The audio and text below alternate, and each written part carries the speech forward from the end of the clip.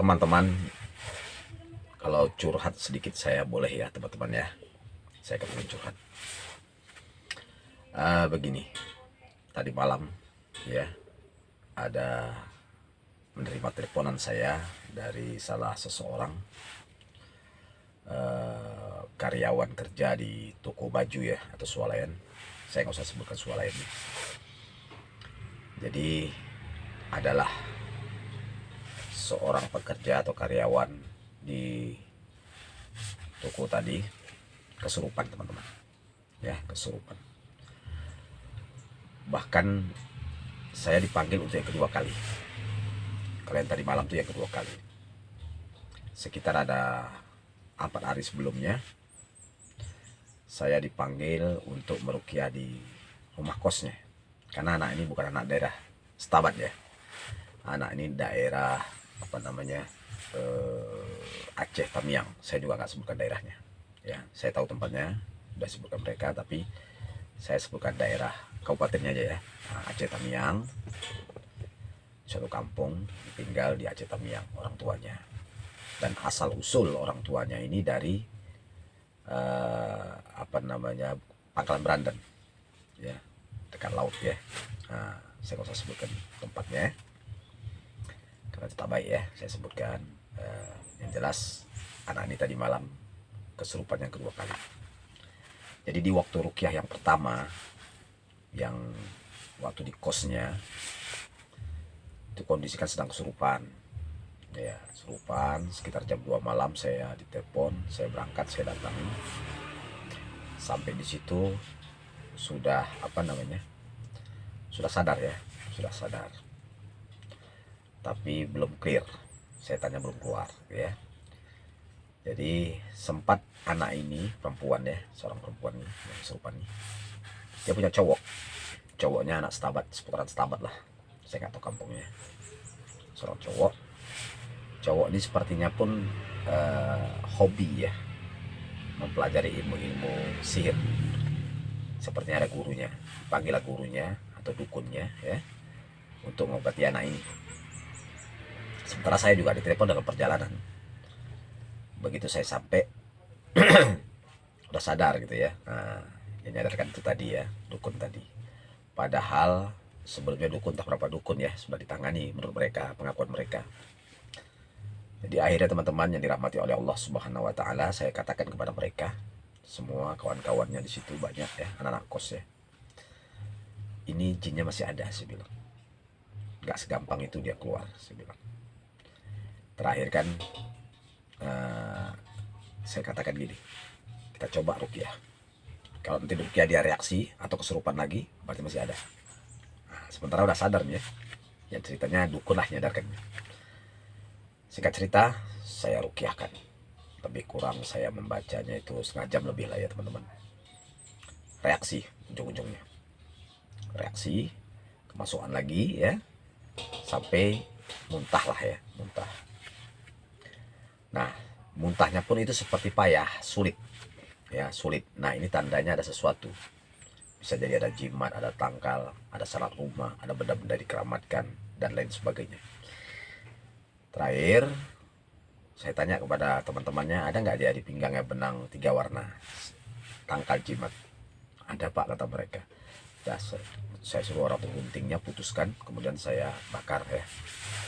Nah, sementara saya kepinginnya kan langsung teleponan lah sama orang tuanya, tapi sementara sama anaknya dihalangi dulu. Gitu. Kita tidak bisa maksa ya teman-teman. Kemudian setelah itu udah sadar lah, udah bagus ya, saya pun pulang. Mau pulang lah ya, mau pulang ditanya sama teman-temannya, Pak, kira-kira nih nggak kambuh lagi Pak? Saya jawab, yang nuntaskan Allah Subhanahu wa taala, bukan saya. Saya nggak bisa menuntaskan sesuatu penyakit lah. Yang bisa hanya Allah Ta'ala. Yang penting jangan kalian panggil dukun lagi, siapapun dukunnya, saya bilang. Nah, udah itu kita pun nggak tahu nih kan orang tuanya kayak mana. Jangan-jangan orang tuanya suka berurusan dengan dukun, suka berobat dengan dukun, minta tangkal, minta jimat, apapun tujuannya. Kalau dia berdagang minta pelaris, kalau dia nelayan ke laut dia minta supaya banyak dapat rezeki ikan. Minta sama dukun, kadang disembelihkan ayam, diteteskan darahnya di laut, kan seperti itu. Ini saya kan belum tahu ya, jadi saya katakan tidak ada jaminan.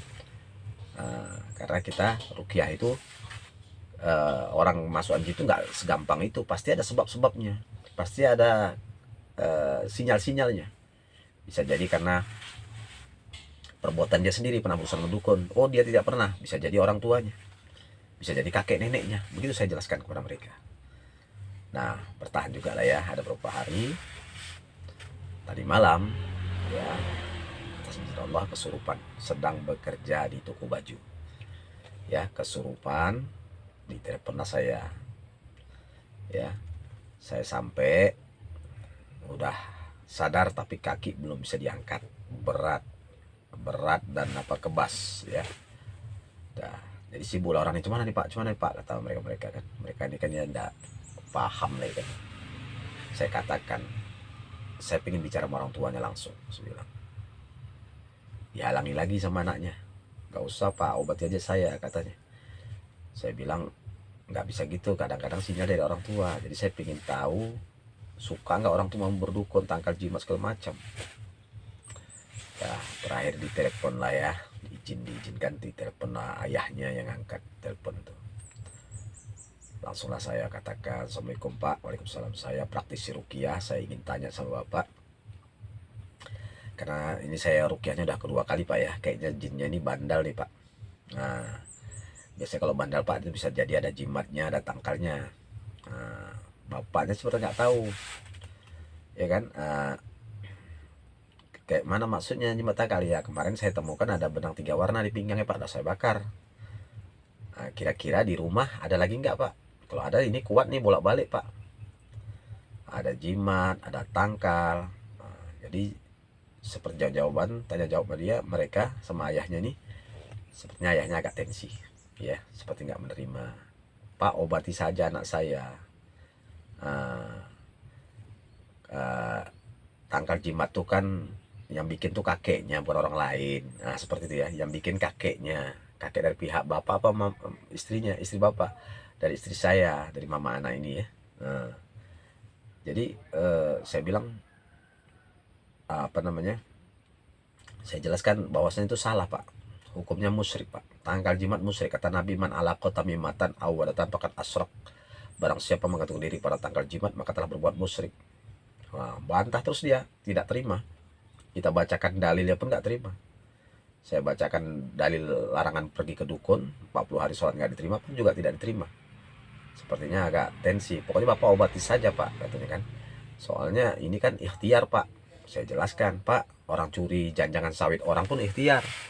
Niatnya mencari nafkah untuk ngasih anak istri, ngasih makan kan. Niatnya ikhtiar Pak, tapi kan ikhtiarnya dosa, salah, mencuri, mengambil ajang orang, mengambil hak orang, ya kan, mencuri namanya itu Pak, saya bilang itu.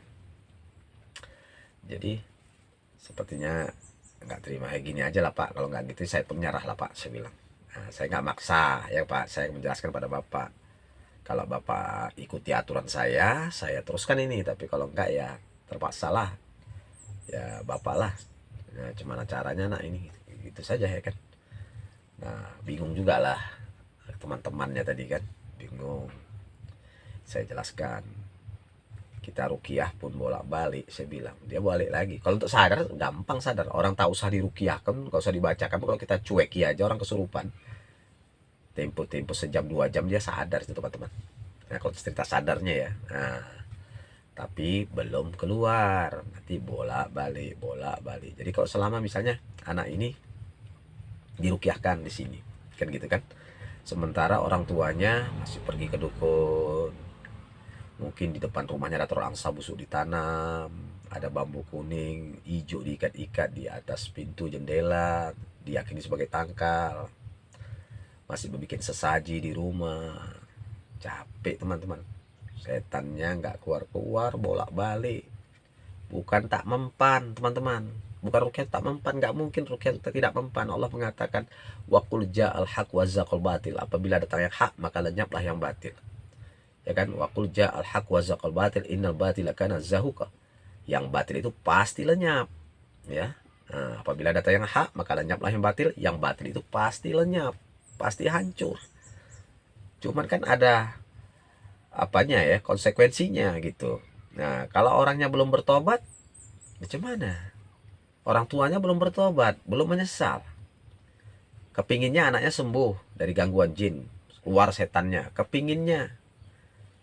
Nah, kita kasih solusi supaya tobat, supaya dimudahkan Allah keluar setannya. Karena kalau dia tobat, meninggalkan dukun, meninggalkan tangkal jimat, nggak percaya lagi, Allah ridho. Itu mendatangkan ridho Allah. Nah, kalau Allah sudah ridho, apa yang kita minta supaya anak ini sembuh, sama Allah tidak ada yang mustahil, teman-teman. Tinggal kun fayakun. Nah, singkat cerita, akhirnya saya berlepas diri. Ya, ini prinsip saya. Kayak mana nih Pak? Saya nggak usah dibayar, nggak apa-apa. Saya nggak usah disalami amplop, nggak apa-apa, saya bilang. Mereka segan ya, karena mereka ngundang saya malam-malam. Nggak apa-apa, saya bilang. Nah, sepenting kita paksa pun saya tangani. Kalau mau cari duit kan gampang aja teman-teman ya. Kita tangani terus kan gitu kan. Perkara sembuh gak sembuh itu urusan dia kan gitu loh. Seharusnya tapi kita nggak seperti itu. Nggak seperti itu insya Allah ya teman-teman. Kita kepingin orang tuh bertobat, berhenti dari perbuatan musyrik, syirik. Nah gitu. Jadi Allah Maha tahu isi hati kita, tawakal kita. Ya kan musibah bencana itu kan rata-rata terjadi karena dosa. Terutama dosa syirik. Ya, anaknya jadi kesurupan, jadi susah keluarga itu kan karena dosa. Dosa perbuatan syirik. Akibat sering ke dukun. Ya harus menanggung konsekuensinya lah. Ya, dan itu apanya? Kalau dibilang bala, marah orang kan gitu kan, tapi itulah dia. Makanya harus tobat gitu. Tobat punya syarat kan, ada 4 syarat tobat itu teman-teman. Yang pertama, segera berhenti, jangan menunda-nunda. Yang kedua, menyesal. Ada orang berhenti tak menyesal, nah ini nggak tobat. Berhenti dia karena jerah, karena kapok. Kemarin berhenti jadi maling karena kemarin dihajar massa, ya kan. Kapok. Atau dia berzina terkena penyakit AIDS, berhenti dia karena kapok kan gitu kan. Tapi nggak menyesal. Jadi syarat tobat tuh pertama ada 4 ya teman-teman. Pertama, berhenti segera dari perbuatan dosa. Menunda-nunda tidak boleh, menunda aja dosa ya kan. Kemudian disertai penyesalan yang kedua. Kemudian yang ketiga, tanam niat dalam hati yang kuat-kuat bahwasanya tidak akan kuulangi lagi apapun ceritanya. Nah, tidak akan kuulangi lagi. Kemudian yang keempat, hijrah ya, hijrah. Yang tadinya tidak beribadah, mulailah beribadah, mendekatkan diri kepada Allah. Yang tadinya jauh, dekatkan dirinya kepada Allah. Yang tadinya syirik, bertauhid kepada Allah. Yang tadinya meninggalkan sholat, mulailah sholat. Begitu teman-teman ya. Ya, demikian saja curhatan saya hari ini. Mudah-mudahan jadi bahan renungan kita semua. Barakallahu fikum.